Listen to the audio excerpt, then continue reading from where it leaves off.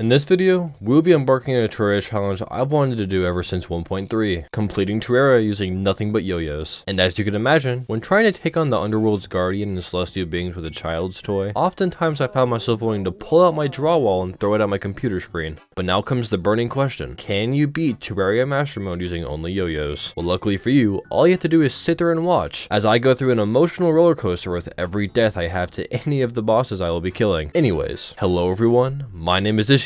Please sit back, relax, and grab a snack for yet another Terraria experience. Enjoy. Ah yes, as I begin cutting down trees to make my super cool base, I'm thinking to myself as to how cool and collected I'll be during this no hit, 1 HP, no flying, no potions, no breathing, no head banging, blindfolded yo-yo run. Because that is definitely the type of skill you have all come to see today. And after building myself a sad excuse of a wooden box I call home, I explored to the right of my world to see what I have to work with. As anyone would, I just hope that I wouldn't get shoved into the ground and have my face stomped on at any point. Oh look, the first chest of the playthrough. I wonder what'll be in it. Builder potion. Well, that's okay, maybe this chest will have something better. A wooden stool. Well, thanks Terraria. I also stumbled upon a little cool golden chest with some Hermes boots in them. All I can do is thank God that I don't have to go around looking for this stupid pair of shoes later on in this playthrough, because I really, and I mean really, hate doing that. I also got some cobwebs, which means I'll be able to create our very first yo-yo of the playthrough. And after making some NPC housing that I somehow managed to mess up, which is always a very fun thing to do, I proceeded to yo for the first time on some enemies. Man, I'm just so ready to take on huge flying eyes, worms, and skulls with a ball and a string. Anyways, instead of waiting for it to turn daytime like anyone else, I decided that I'm just too much of a baller for that, and decided to explore to the right of my world this time. But after 3 enemies try taking me out in a very coordinated triangle type attack, I go home and just go back underground and proceed to get disemboweled there instead. My goal at the moment is to craft the Amazon, which would be a huge damage buff to my arsenal if I can get my hands on it. But to get the Amazon, I'd also need a lot of stingers, and I also just so happened to find a hornet statue. So I made an attempt at creating a hornet farm so that I didn't have to go absolute wackadoodle mode trying to kill hornets for stingers in the jungle. And although my farm technically worked, it took me about 3 minutes to kill those 2 hornets, so I'm not doing that. And after some very cool, quirky, and epic base upgrades, I dove headfirst into the underground jungle, died, and then went back and made housing so I could respawn there. And although I did a lot of yoing and lots of exploring, there's no way I'd be able to kill enough hornets with a stupid little wooden toy without getting pissed off once or twice. So what was my solution? Stay within the comforts of my base until I feel better. Then after reading enough, "You got this," and "The world is yours to conquer," motivational quotes on Pinterest, I jumped right down the entrance to the underground desert, only to be instantly greeted by a very kind cactus boulder that instantly killed me. So instead, I started working on my elevator, which was a very fun experience compared to the desert. I saw a golden chest and really wanted to see what was inside of it, but again, I had a wooden yo-yo. I'm quite literally more fragile than a newborn baby, and proceeded to die the second I actually tried doing anything. So what do? Die in the exact same way a second time. And what did I die for? A cloud in a bottle and a suspicious looking eye. Wow. That was actually kind of worth it. I'm surprised. After returning to the surface, I had enough money to buy dynamite and craft an instant elevator. And after collecting a bucket of lava, I went back to that city little hornet farm I made in hopes to actually make it work. And after some experimenting, it did. So I proceeded to pour lava on freakishly large bugs, and in time I was able to make the Amazon yo-yo, which dealt a whole 12 more damage than we did before. Pretty cool, am I right? And after all that grinding, I thought to myself, surely I could kill the Eye of Cthulhu now, right? And after getting it down to its last bit of health, it started to spasm out of control and then despawn on me. So I expanded my arena and tried again the next night. The first phase and most of the second phase was pretty easy for me. I just couldn't kill it when it started going haywire and dashing at me like it was a homeless guy who just watched me buy ice cream after I told him 5 minutes prior I didn't have any cash on me. And after a few more attempts ending in the same way, I decided to take a step back and do some peaceful building. My therapist says it's always a good thing to do after dying a lot like that. When it was time to reattempt the eye, I got another funny little message, but I didn't want to wait the minute it took to spawn, so I summoned it on my own instead. But what happened when I did that? Well, the natural eye also spawned, so now I was trying to fight 2 at the same time. How fun. And although I very obviously died, I just thought it was funny. But after a bit more mining and obtaining a full set of platinum armor, it was time. There is quite literally no way I could be more prepared for this fight. It's a stupid floating eyeball. It shouldn't be this hard. And well, after no hitting my first Eye of Cthulhu run, I took it out without any problems. My first victory royale of many. I'm sorry, I don't know why I said that. Anyways, now it's time for the Eater of Worlds. And at first I really didn't think it'd be all that hard to kill using a yo-yo, but my lord was I wrong. This had to have been the second most infuriating boss in pre-hard mode. And after a bit of chill, forest vibe, relaxing with animals, lo-fi, building times with friends, I started working on my arena. I also got distracted and came across the dungeon. Oh yeah, look at this. Perfect dungeon. Completely covered in sand. I couldn't be happier with seeing that. And then it was time to kill King Slime. Yeah, I bet you didn't expect that. You see, I'm a man of compulsive decisions. Is compulsive the right word? Hold on, let me search it up real quick. Resulting from or relating to an irresistible urge. Yeah, it is, I guess. I mean, I do hate King Slime, and during this playthrough, we are going to be seeing that horrible clump of gel many times. Anywho, I killed him a few times until I got his mouth, since I thought that may be useful against the Eater of Worlds. Wow, I thought that'd be a cooler transition into this boss fight than it was. Anyways, along with this attempt going absolutely and horribly wrong, I also got a funny little purple message in chat reminding me that I can never be happy, because the Goblin Army was approaching. I hate the Goblin Army, and I gotta say, yo-yos just aren't cutting out to be a good crowd control weapon. I mean, I knew that already, but like, it's really bad. I really hope that the pillars don't go the same way and cause me copious amounts of dread in the near future. Anyways, I went back to take on the Eater of Worlds, and remember how I was complaining about how dumb and bad the yo-yo was at crowd control? Well, that applies to the Eater of Worlds too, since he is made up of segments. And on top of that, he shot really annoying balls of whatever it is. I really don't want to know either, if I'm being honest, but all I knew was that I'm not going to have a very fun time. It got so bad that I went onto YouTube in hopes that I could find a way to just get it out of my life already, because I really hate being inhaled by a giant worm. And you know what? I couldn't find anything that could help me out with it either. Yeah, waffle time. That's right. Easily beat Master Mode Eater of Worlds? Yeah, sure, definitely. Not with a yo-yo, it's not. Guys, calm down. It's a joke. Waffle time is great. I don't hate the guy. So don't even start commenting about it. Yeah, hands off the keyboard, pal. Anyways, I decided to just once again ball, because we were a baller, remember? And after dying on many more accounts, I decided to try getting the high 5 yo-yo, which releases beats or something like that, and I think it'll help out a lot. But I have to take down the queen bee first. Yay. And after clearing a large area of the underground jungle and building an arena, I was ready. Oh, I also found the Goblin Tinker, so that's pretty cool, I guess. On my first attempt at the queen bee, it didn't actually go that bad. But after a few more tries and deaths, I managed to take down the queen bee on my first attempt. Wow, I must be super skilled or something. Now it's time to craft the high 5 and conquer pre-hard mode, right? No, of course not. You're completely wrong, and you should feel bad for thinking something will go my way for once. I'm sorry, that was too harsh. If you're watching a classic IshixRhea Terraria experience, you must be a pretty cool individual. Speaking of that, you need to subscribe. Like, what's your problem? Do you not like me or something? Anyways, why can't I make the high 5? Well, because I'm using Tmod Loader to make my game look super fancy and stuff. So I'm on 1.4.3, and the high 5 came out in 1.4.4. Wonderful! Very fun, very cool. I just wasted my time. Never in my life has the Eater of Worlds haunted me so much. And finally, after way too long, I killed the Eater of Worlds. Oh my god. I can't believe we just did that first try. No one in the history of Terraria gaming has ever been as good as me. I'm the only one that's good. Anywho, I was feeling pretty good about that one. It only took me 4 hours to figure it out. And after crafting the Nightmare Pickaxe, which is kind of an ironic name because like it was a nightmare to get. Haha. Get it? After mining some of that sweet hellstone ore, I made myself a very nice, comfortable set of molten armor. Personally, I'd like to know how my character is able to firmly press molten metals onto his skin and not only be happy with his physical state, but also be so mobile at the same time. Truly impressive. My mom would say that he's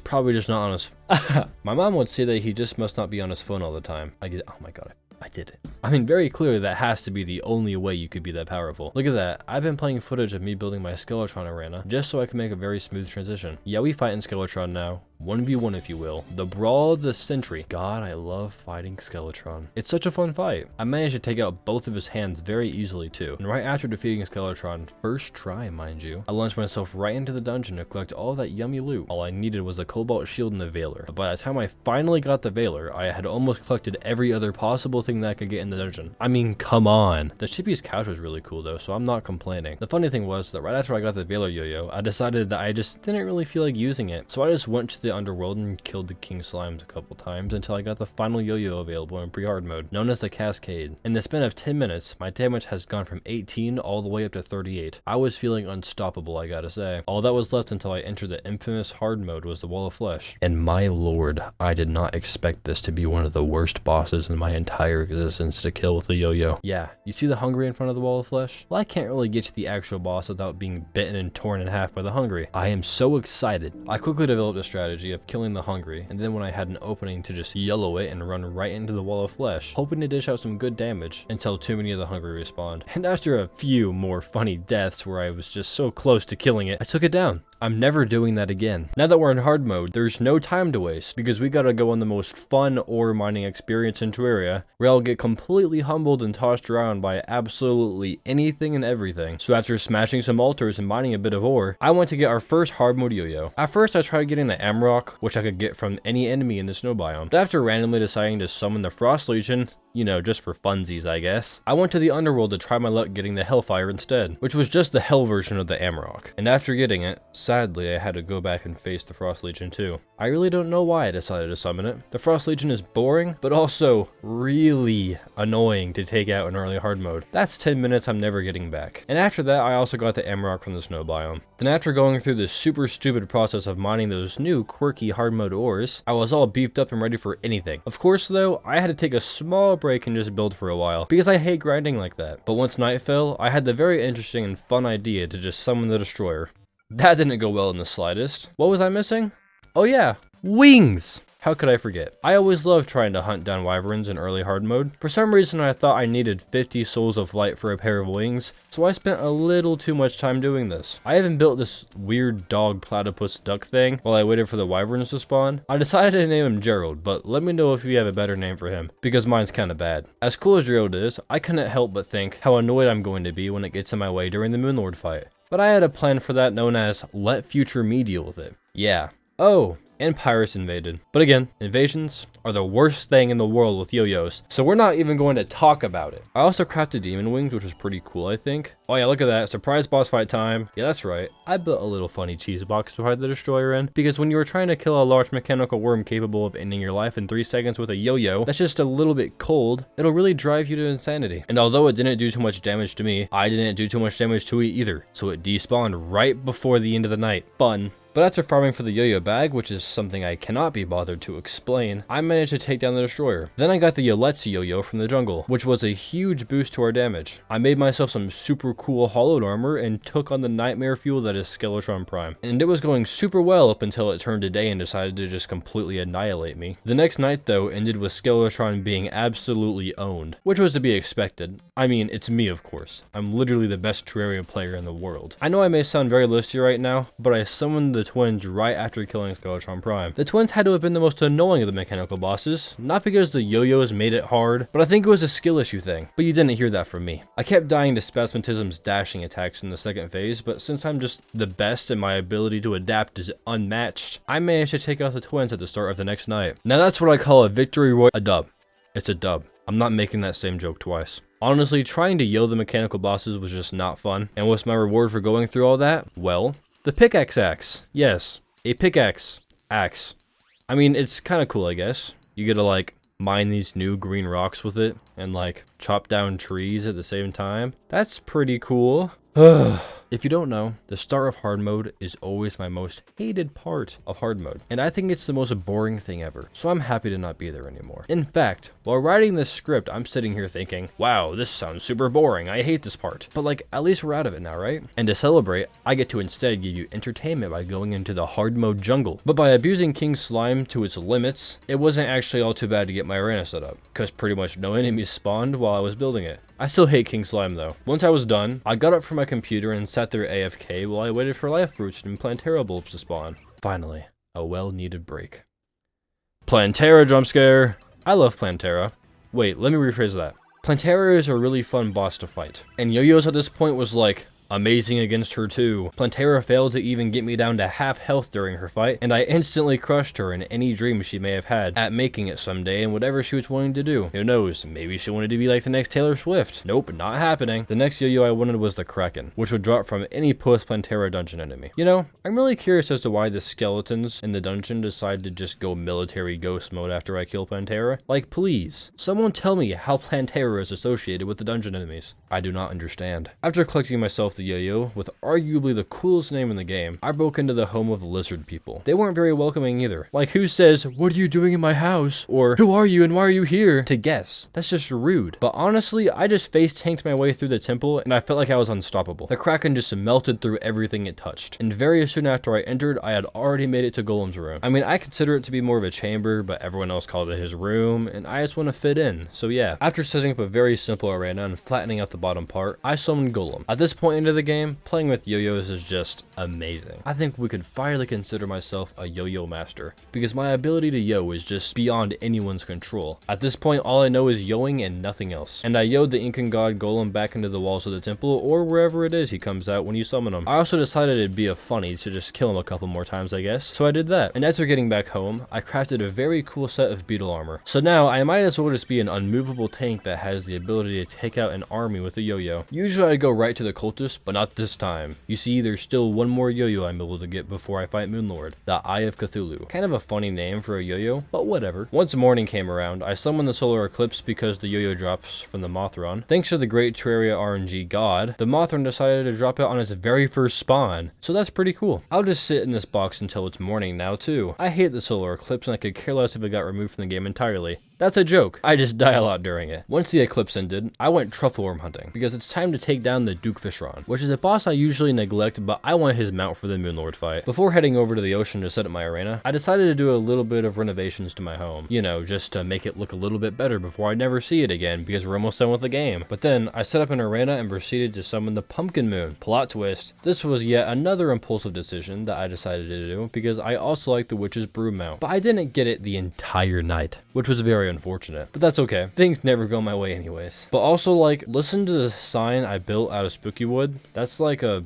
pretty intelligent sign right there. Anywho, then I fought Duke Fishron, and we all know how fun and cool and quirky Duke Fishron is, and surprisingly, I actually killed him on my first attempt. We'll ignore the fact that I have pre-Moonlord gear, and just acknowledge that I'm about to complete this no-hit, 1 HP, no flying, no potions, no breathing, no headbanging, blindfolded yo-yo run. Because again, that's 100% what I'm doing right now. Then I gunned it straight for the cultist, or better yet, at the Zodiac Sign Discord server's admin. And when she proceeded to use the power of the 8 Zodiacs, or however many there are, I don't know. Let me search it up.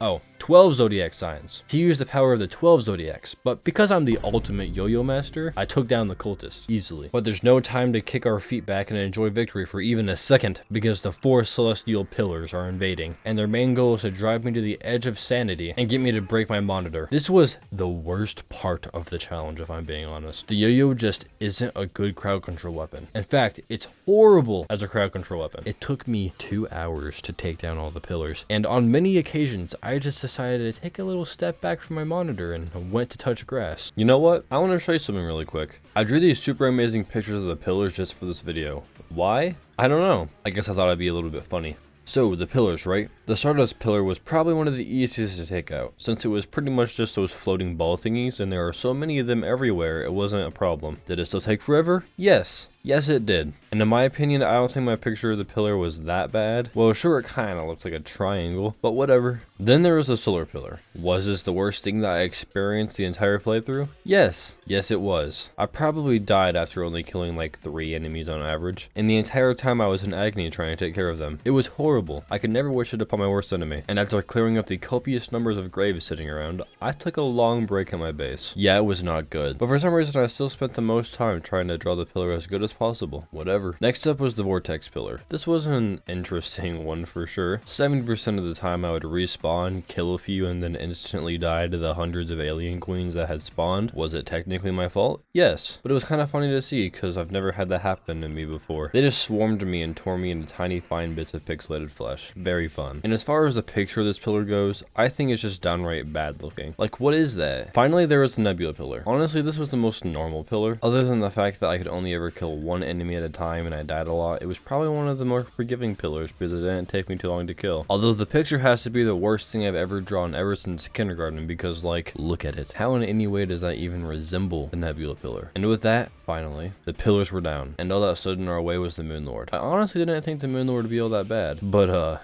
it ended up being one of the harder bosses, surprisingly. I think that because of the limited range on my yo-yo, I have to be closer to him than I like, which causes me to get blasted to death by a phantasmal bolt. So I decided to try to get the Witch's Broom out again, which I successfully did, and then tried my luck at the Moon Lord again, and again, and again. Oh, and there was a solar eclipse. That was fun. Then I went back to that Moon Lord grind, and I actually ended up opening up his core, which is very good news. I also had a terrifying experience with the nurse refusing to heal me and almost dying, but, you know, other than that, this is going great. And I ended up killing the Moon Lord. And what weapon did we end up getting on this yo-yo only run? A sword. Yep. This marks the end of my yo-yo only run. And before you go clicking off because your dopamine craving brain can't go 5 seconds without another joke, I'd like to thank you for making it all the way to the end of this video, because that most likely means you've probably enjoyed my video, which is something good, I think. And also, I gotta ask if you're willing to hit that like button, as well as comment your thoughts on this video and let me know of any other quirky challenges you'd like me to try. I am trying to get to 10,000 subscribers after all, so I'm just going to assume that you've already subscribed to me too. Anyways, until the next one, goodbye.